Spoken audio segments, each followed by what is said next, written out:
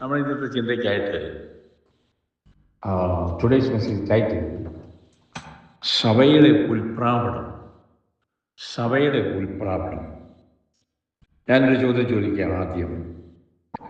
സഭയുടെ ഉൽപ്രാവണത്തെക്കുറിച്ച് ആദ്യം പറഞ്ഞ ആരായിരുന്നു വചനത്തിൽ? പഴയ നിയമത്തിലൊക്കെ ഉണ്ടില്ലെന്ന് പറയാനൊക്കത്തില്ല. അത്ര സഭയുടെ ഉൽപ്രാവണത്തെക്കുറിച്ച് ആദ്യം പറഞ്ഞ ആരായിരുന്നു? പറ. ആർക്കറിയത്തില്ല. ഓക്കെ, എല്ലാവരും ലൈനുണ്ടോ? ഉണ്ട്. ഓക്കെ. സഭയുടെ ഉൽപ്രാവണത്തെക്കുറിച്ച് ആദ്യം പറഞ്ഞത് ട്രേസി സൗരി ലൈനുണ്ടോ? നിങ്ങളൊക്കെയാണല്ലോ മറുപടി പറയുന്ന ആൾക്കാർ. ഓക്കെ. കുഞ്ഞുമോൾ സൗകര്യമുണ്ടോ? ന്യൂജേഴ്സി. ഓക്കെ, ആർക്കും മറുപടി ഇല്ല. ഒന്ന് വായിക്കാം. ഓക്കെ. യോഹന്നാൻ്റെ സുവിശേഷം എടുത്ത് 14-ാം അധ്യായം 1-3. യോഹന്നാൻ 14-ാം അധ്യായം 1-3. യോഹന്നാൻ 14-ന്റെ 1-3. നിങ്ങൾ ഹൃദയം കലങ്ങി പോകരുത്. ദൈവത്തിൽ വിശ്വസിക്കുകയും എന്നിലും വിശ്വസിക്കുകയും. എന്റെ പിതാവിന്റെ ഭവനത്തിൽ അനേകം വാസസ്ഥലങ്ങളുണ്ട്. ഇല്ലെങ്കിൽ ഞാൻ നിങ്ങളോട് പറയുമായിരുന്നു.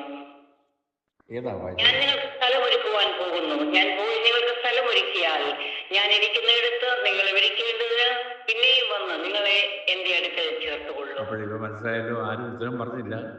ആദ്യം റാപ്ചറിനെ കുറിച്ച് പറഞ്ഞത് കർത്താവ് യേശു തന്നെയാണ്. കർത്താവ് എന്താ പറഞ്ഞവിടെ? ഞാൻ നിങ്ങൾക്ക് സ്ഥലം ഒരുക്കാൻ പോകുന്നു, ഞാൻ പിന്നെയും വന്ന് നിങ്ങളെ എൻ്റെ അടുക്ക് ചേർത്തുകൊള്ളു.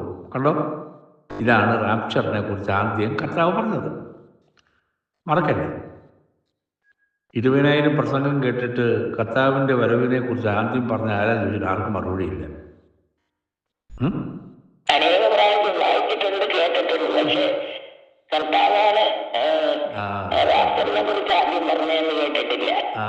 ഇപ്പൊ കേട്ടു. കേട്ടല്ലേ, ഞാൻ പറഞ്ഞല്ലേ, വേദോസിൽ എഴുതിയിരിക്കുന്നു, ഞാൻ വന്ന് നിങ്ങളെ ചേർത്തുകൊള്ളുമെന്ന്. Hallelujah, hallelujah. Praise God. Thank you Tracy സൗരി, താങ്ക് യു. അപ്പം നമ്മുടെ ടുഡേയ്സ് മെസ്സേജ് ടൈറ്റിൽ സഭയുടെ ഉൽപ്രാവണം. ഇപ്പം പാട്ട് പാടിയത് അത് തന്നെയാണ്. കർത്താവൂതൻ ഗംഭീരനാദത്തോടും പ്രധാന ദൈവദൂത ശബ്ദത്തോടും. ആമേൻ, ഹല്ലേലൂയ. അപ്പം ആദ്യമായിട്ട് യേശുക്രിസ്തുവിൻ്റെ ഗംഭീരനാദമാണ്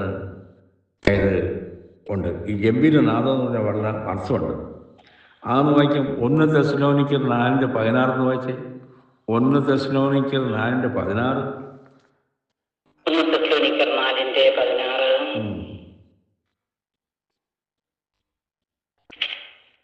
കർത്താവതൻ ഗംഭീരനാദത്തോടും പ്രധാന ദൂതന്റെ ശബ്ദത്തോടും ദൈവത്തിന്റെ കാഹളത്തോടും കൂടെ സ്വർഗ്ഗത്തിൽ നിറങ്ങി വരികയും ക്രിസ്തുവിൽ മരിച്ചവർ മുമ്പ് ഉയർത്തെഴുന്നേൽക്കുകയും ചെയ്യും. അപ്പൊ ഗംഭീരനാദം ക്രിസ്തുവിൻ്റെ ആജ്ഞാ ശബ്ദമാണ്, ആശയമാണ് ഇവിടെ നമ്മൾ കാണുന്നത്.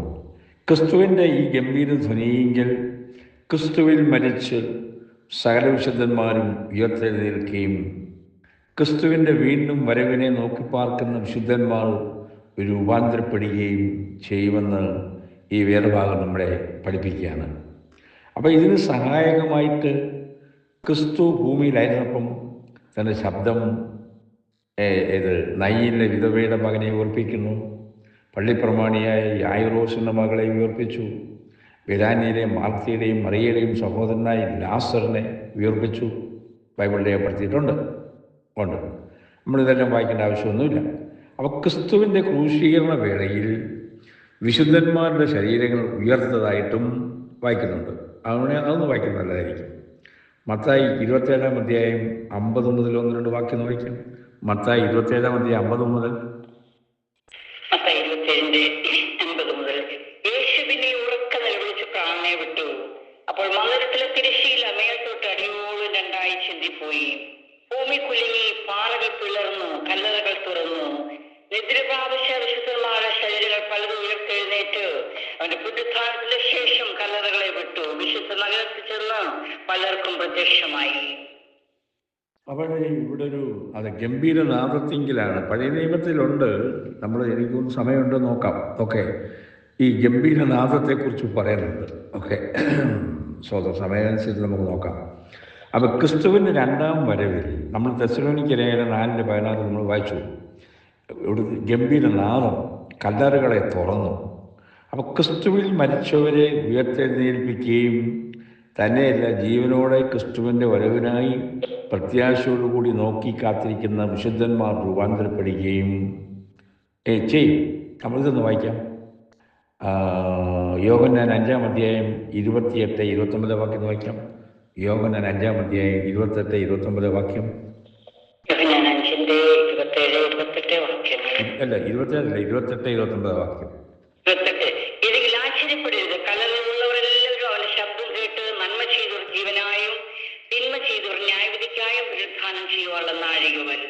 പുനരുത്ഥാനം ചെയ്യാനുള്ള നാഴിക വരുന്നു. Hallelujah, hallelujah.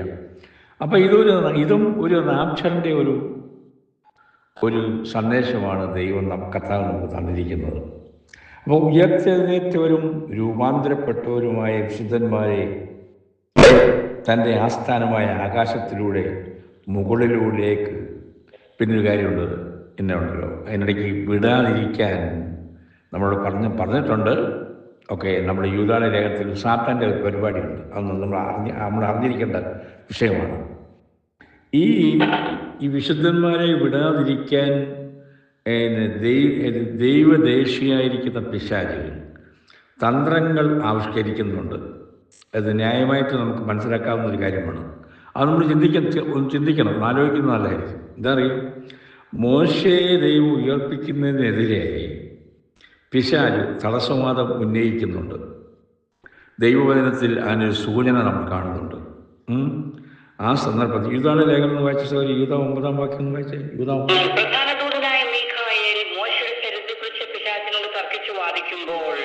ഒരു ദൂഷണവിധി ഉച്ചരിക്കുവാൻ തുനിയാതെ കർത്താവ് നിന്നെ ഭർത്തിക്കട്ടെ എന്ന് പറഞ്ഞതേ ഉള്ളൂ.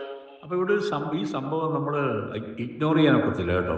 നമ്മൾ വളരെ ഈ കാര്യത്തിൽ അതെ പ്രധാന ദൂതനായ മീഖായേൽ ഇടപെടുകയാണ്. പ്രശ്നം പരിഹരിച്ചതായിട്ട് നമ്മൾ ഉണ്ട്. എന്നാൽ പ്രധാന ദൂതനായ മീഖായേൽ മോശയുടെ ശരീരത്തെക്കുറിച്ച് പിശാചിനോട് തർക്കിച്ചു വാദിക്കുമ്പോൾ ഒരു ദൂഷണവിധി ഉച്ചരിപ്പാൻ തുനിയുന്നില്ല. കർത്താവ് നിന്നെ ഭത്സിക്കട്ടെ എന്ന് പറഞ്ഞ് മീഖായേൽ ആ കാര്യം അവിടെ പറയുന്നത് നമ്മൾ കേട്ടു. അപ്പം മോശയുടെ ജീവിതത്തിലുണ്ടായ പരാജയങ്ങൾ ആയിരിക്കാം മോശയെ ഉയർപ്പിക്കുന്നതിനെതിരെ പിശാച് ഉന്നയിച്ചതെന്ന് ന്യായമായി നമുക്ക് മനസ്സിലാക്കാവുന്നൊരു കാര്യമാണ്. ന്യായമായി നമുക്ക് ചിന്തിക്കാവുന്നൊരു വിഷയമാണ്. ഇതിൽ ചില മെസ്സേജുകൾ കിടപ്പുണ്ട്, ചില മുന്നറിയിപ്പുകൾ നമുക്ക് തരുന്നുണ്ട്. അങ്ങനെയാണെങ്കിൽ ക്രിസ്തുവിൻ്റെ രണ്ടാം വരവിൽ ഉയർക്കുന്ന വിശുദ്ധന്മാരുടെ ജീവിതത്തിൽ പിശാചിന് എടുത്തു പറയുവാൻ കഴിയുന്ന നിരവധി കാര്യങ്ങൾ കാണും. എൻ്റെ കാര്യമായാലും കൊള്ളാം, ഇപ്പം വായിക്കുന്ന സൂസമ്മ തോമസ്, കേൾക്കുന്നവരായ നമ്മൾ ചിന്തിക്കേണ്ട ഒരു വിഷയമാണ്.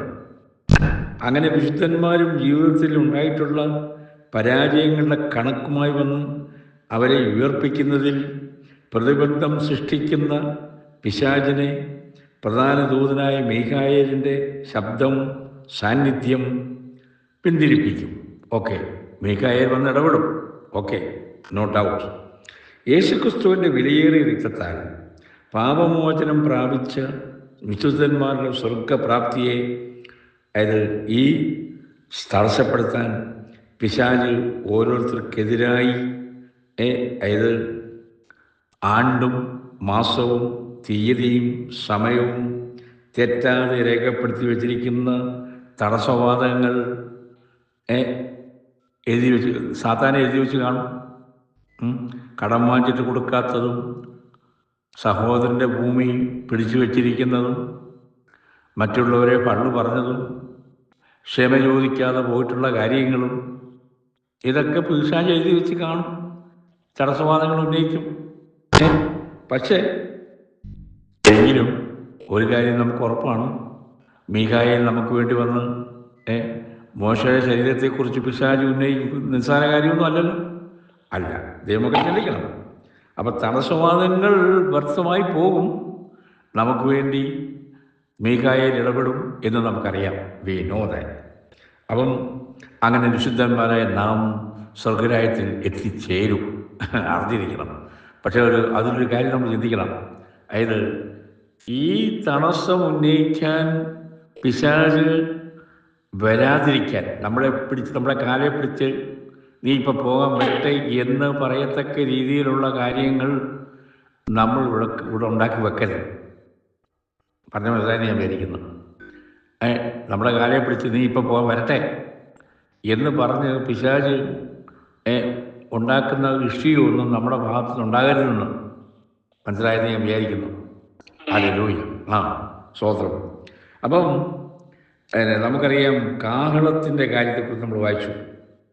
ദൈവത്തിൻ്റെ കാഹളം 1 തെസ്സലോനിക്കർ 4:16 വായിച്ചു. ബൈബിളിൽ പഴയ നിയമത്തിൽ മോശ വെള്ളി കാഹളങ്ങൾ ഉണ്ടാക്കി ഇസ്രായേൽ ജനത്തെ കൂട്ടിവരുത്തി പാളയത്തെ പുറപ്പെടുവിച്ച ഒരു കാര്യം നമ്മൾ കാണുന്നുണ്ട്. അതൊന്ന് വായിക്കുന്ന നല്ലതായിരിക്കും. സംഖ്യാപുസ്തകം 10-ാം അധ്യായം 1-2 വാക്യം വായിക്കും. സംഖ്യാപുസ്തകം 10-ാം അധ്യായം 1-2 വാക്യം. സംഖ്യ 10:1-2 വാക്യങ്ങൾ. യഹോവ പിന്നെയും മോശയോട് അരുളിച്ചെയ്തത് എന്തെന്നാൽ, വെള്ളി കൊണ്ട് 2 കാഹളം ഉണ്ടാക്കുക, അടുപ്പുപണിയായി അവ ഉണ്ടാക്കണം. അവ നിനക്ക് സഭയെ വിളിച്ചു കൂട്ടുവാനും പാളയത്തെ പുറപ്പെടുവിക്കുവാനും ഉതകണം. സംഖ്യാപുസ്തകം അല്ലേ? സംഖ്യ 10:1. 10:1. Thank you. ഞാൻ വേറെ ഭാഗം നോക്കിയത്. ഓക്കെ, 10:1-2 സ്വന്തം ഒരു കാര്യം നോക്കാനുണ്ട്.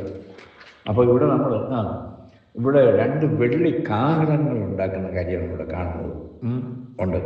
അപ്പോൾ ഈ കാഹളം അടിച്ചുപണിയെ ഉണ്ടാക്കണം, ഇതൊക്കെ പറഞ്ഞു കൊടുക്കുകയാണ്. സഭയെ വിളിച്ച് കൂട്ടുവാനും പാളയത്തെ പുറപ്പെടുവിക്കുവാനും ഒക്കെയാണ്. അപ്പം നമ്മൾ 1-ാം നൂറ്റാണ്ട് മുതൽ നമുക്കറിയാം, സുവിശേഷമാകുന്ന കാഹളത്താൽ ദൈവസന്നിധിയിലേക്ക് വിളിച്ചു കൂട്ടിച്ചേർത്ത് വിശുദ്ധന്മാരെ ഉയർത്തെഴുന്നേൽപ്പിക്കുകയാണ് ആണ്. അപ്പോൾ രൂപാന്തരപ്പെടുത്തിയും സ്വർഗത്തിൽ എത്തിക്കുന്നു. ഈ കാഹളത്തിൻ്റെ ശബ്ദം കേൾക്കുമ്പോൾ കർത്താവ് തന്നെ ഗംഭീരനാഥത്തോടും കാഹളത്തോടും കൂടി ഇറങ്ങി വരുന്നു. നമ്മൾ തെസ്സലോനിക്കർ ലേഖനത്തിൽ വായിച്ചു. അങ്ങനെ വിശുദ്ധന്മാരുടെ ഒത്തുചേരലിൽ അന്നുണ്ടാകും. അപ്പം ഈ വചനങ്ങളെ കൊണ്ട് അന്യോന്യം ആശ്വസിപ്പിക്കുവാൻ ദൈവവചനം അനുശാസിക്കുന്നു. ദൈവമക്കളായിരിക്കുന്ന നാം ഇതിൽ ആശ്വസിക്കുക. ഹല്ലേലൂയ. നമ്മളിപ്പോൾ പറഞ്ഞ പോലെ കർത്താവാണ് ആദ്യം റാപ്ചറിനെ കുറിച്ച് പറയുന്നത്, പിന്നെ പൗലോസാണ് കൂടുതലും പിന്നെ അതിനെക്കുറിച്ച് പറയുന്നത് നമുക്കറിയാം. അപ്പോൾ ഈ മഹൽ സംഭവം കണ്ണിമയ്ക്കുന്നതിനിടയിൽ ഉണ്ടാകും എന്ന് നമുക്കറിയാം. നമ്മൾ ഒന്ന് കൊരിന്ത്യർ അറിയാവുന്ന വായിക്കുന്ന നല്ലതായിരിക്കും. 1 കൊരിന്ത്യർ 15-ാം അധ്യായം 51-52 വാക്യം വായിക്കാം. 1 കൊരിന്ത്യർ 15:51-52 വാക്യങ്ങൾ. ഞാനൊരു മർമ്മം നിങ്ങളോട് പറയാം, നാം എല്ലാവരും നിദ്ര കൊള്ളുകയില്ല. എന്നാൽ അന്ത്യകാഹളനാദത്തെങ്കിൽ പെട്ടെന്ന് കണ്ണിമയ്ക്കുന്നതിനിടയിൽ നാം എല്ലാവരും രൂപാന്തരപ്പെടും. കാഹളം ധ്വനിക്കും, മരിച്ചവർ ഉയർക്കുകയും നാം രൂപാന്തരപ്പെടുകയും ചെയ്യും. കാഹളം ധ്വനിക്കും. അപ്പം പുറപ്പാട് സംഖ്യാപുസ്തകത്തിലും കാഹളത്തിൻ്റെ കാര്യം കണ്ട് കാഹളം. ഹല്ലേലൂയ. പക്ഷെ ഒരു കാര്യം,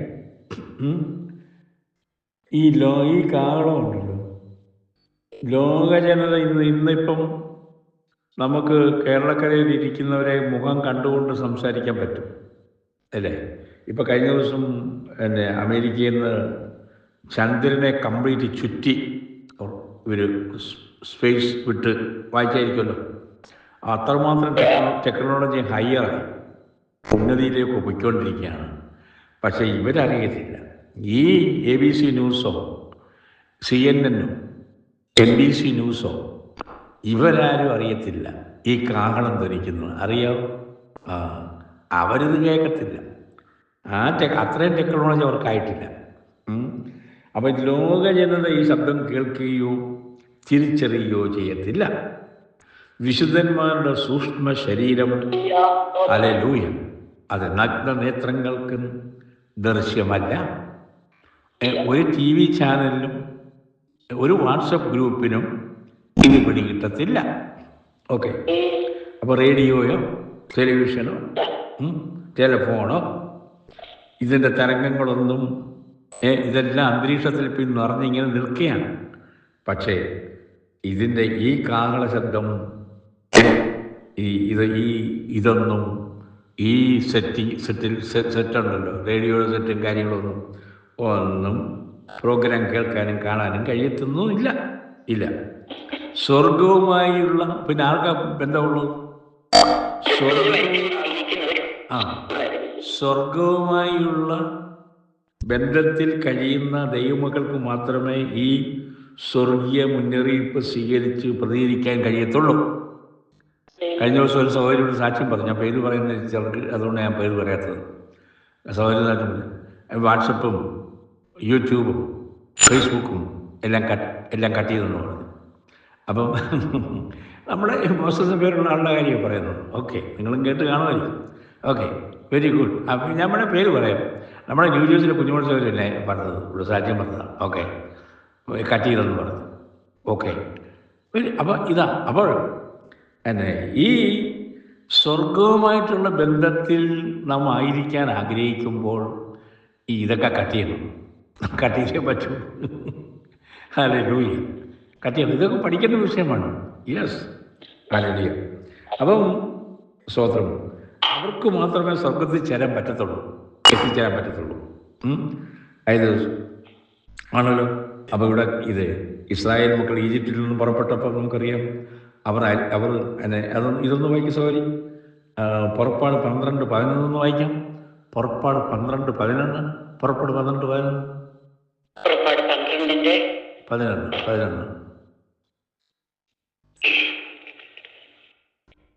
അരവെട്ടിയും കാലിന് ചെരുപ്പിട്ടും കയ്യിൽ വടി പിടിച്ചുകൊണ്ട് നിങ്ങൾ തിന്നണം. ചുരുക്കത്തോടെ നിങ്ങൾ തിന്നണം. അത് ഇപ്പോൾ പെസഹയാവും. എന്താ ചെറുക്കത്തോടെ തിന്നാൻ പറഞ്ഞത്? വായിച്ചു വിട്ടാ പോരെ, ഇതിനൊക്കെ അർത്ഥമുണ്ട്. തിടുക്കത്തോടെ പെസഹ കഴിക്കണം. എന്താ സൗരി സുഷമ സൗരി എന്തോ തിടുക്കത്തോടെ കഴിക്കണമെന്ന് പറഞ്ഞു. അതിൽ മോശ കാഹള ഊതുമ്പം ക്ഷണത്തിൽ ഇസ്രായേലിൽ എങ്ങനെ വേണം പുറപ്പെടാൻ? അതെ, അത് സമ്മതിച്ചു. പുറപ്പാട് ഒരുങ്ങിയിരിക്കുകയാണ്. Right, yes. അതായത് പുറപ്പെടാൻ തക്ക ക്രമീകരണം കൽപ്പന ഉണ്ട്, റെഡിയായിരിക്കും. എങ്ങനെ വേണം? അതായത് ക്രിസ്തുവിൻ്റെ മടങ്ങിവരവിലും വിശുദ്ധന്മാർ കണ്ണിമയ്ക്കുന്നതിനിടയിലാണ് ഇവിടെ ഉയർത്തി കേൾക്കുന്നത്. രൂപാന്തരം പ്രാപിച്ച് അതായത് പുറപ്പെടും. അപ്പോഴേ ഈ കാഹളനാദത്തിൻ്റെ ഇടയ്ക്ക് പെട്ടെന്ന് 5 കന്യകമാർ ഓയിൽ അന്വേഷിച്ച് ഓടി നടക്കുന്ന പോലെ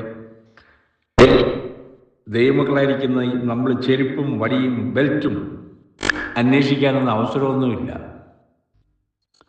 ഇവിടെ മോശ നമ്മൾ വായിച്ചല്ലോ.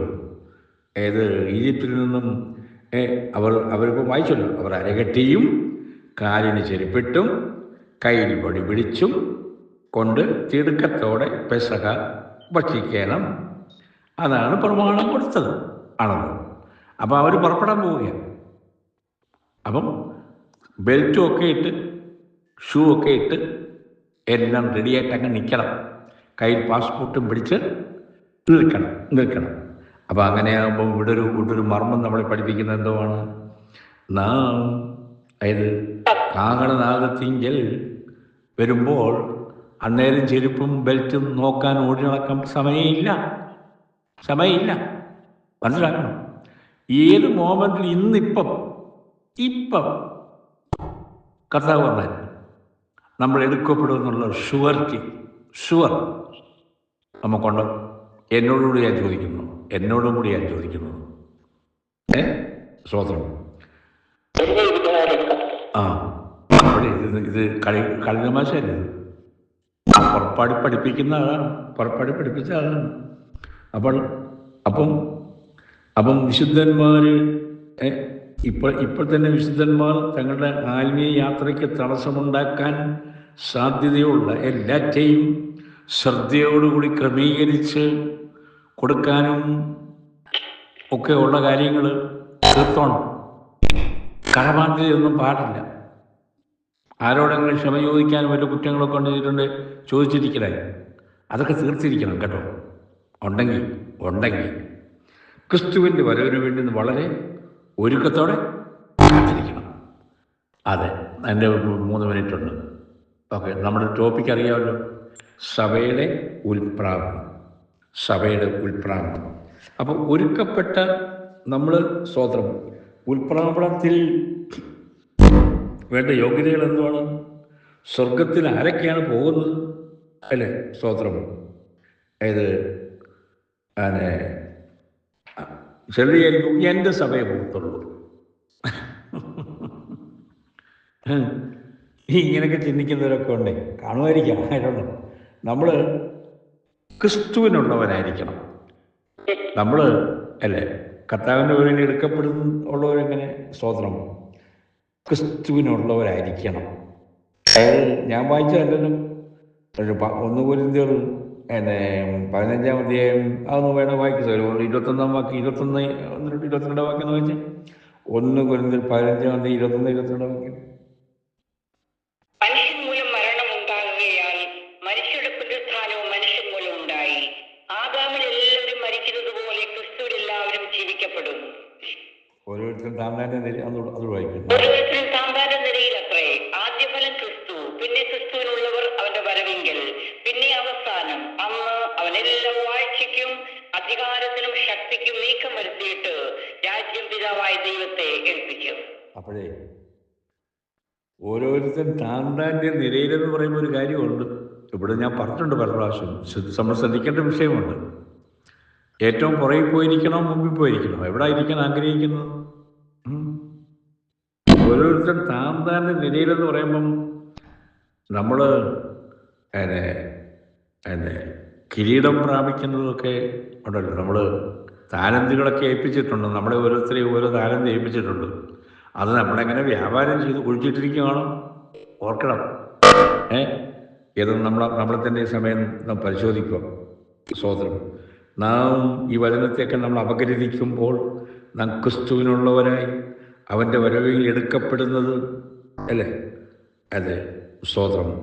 ശുഷ്കാന്തിയോടുകൂടി ബെൽറ്റും ഷൂസും ഒക്കെ ഇട്ട് അതെ പെസഹ ആചരിച്ച ദൈവമക്കൾ അതിട്ടോണ്ടാണ് പെസഹ കഴിക്കുന്നത്.